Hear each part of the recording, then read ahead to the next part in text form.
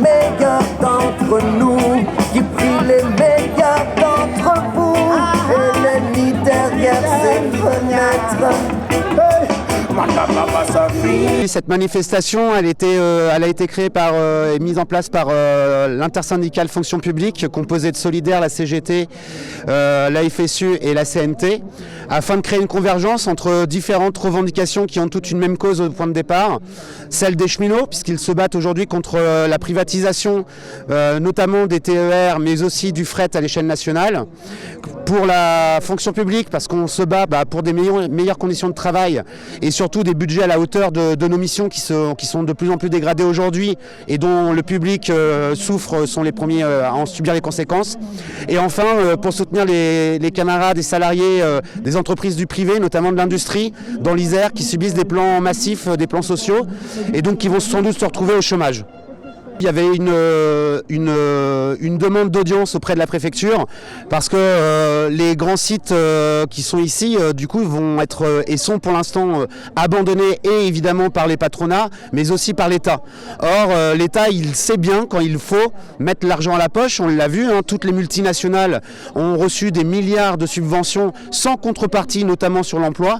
On demande aujourd'hui que l'État prenne ses responsabilités et trouve finalement cet argent pour sauver des emplois qui vont avoir des conséquences en chaîne et en termes de plans sociaux sur tous les sous-traitances qui vont être derrière. Donc ça risque d'être une vraie catastrophe pour l'Isère, mais aussi plus largement en France.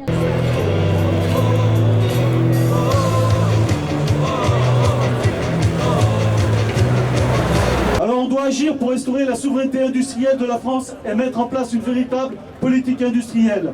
D'abord avec l'arrêt des délocalisations et relocalisations des productions, la lutte contre le dumping social et une véritable stratégie industrielle. C'est ça que nous avons été portés ce matin à Madame la Préfète. Nous demandons à l'État de prendre ses responsabilités et d'ouvrir des assises pour l'industrie dans les territoires. C'est le sens de l'initiative portée ce jour, le 12 décembre. En Auvergne-Rhône-Alpes, la première région industrielle comptabilisant 600 000 emplois, nous ne sommes pas épargnés. Plus de 50 PSE recensés depuis le début de l'année, avec des menaces sur plus de 4500 emplois, et la liste s'allonge tous les jours. Adiceo, Amis, Bayer, Bonduel, Boiron, Bosch, Michelin, Valeo, Vancorex, Casino, Auchan, et désormais la Knof et Arkema.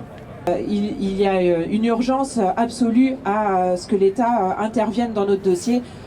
Si rien n'est fait, demain on met la clé sous la porte et demain c'est direct au mois de janvier. Donc voilà l'urgence aujourd'hui.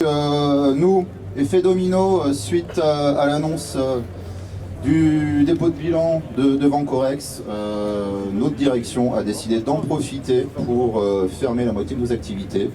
Non pas parce qu'on ne peut pas les faire tourner, parce qu'on peut quand même tourner sans celles, mais pour rentabiliser le groupe, pour encore une fois augmenter les profits, les dividendes des actionnaires, etc., etc. On nous annonce déjà un PSE massif dès début janvier. Maintenant, grâce aux lois Macron, etc., les délais sont recoupés, donc c'est-à-dire qu'au mois de mars, on a au moins 150 licenciements. Et on ne fait pas du chocolat, donc on ne va pas crever tout seul, et ça va être la guerre.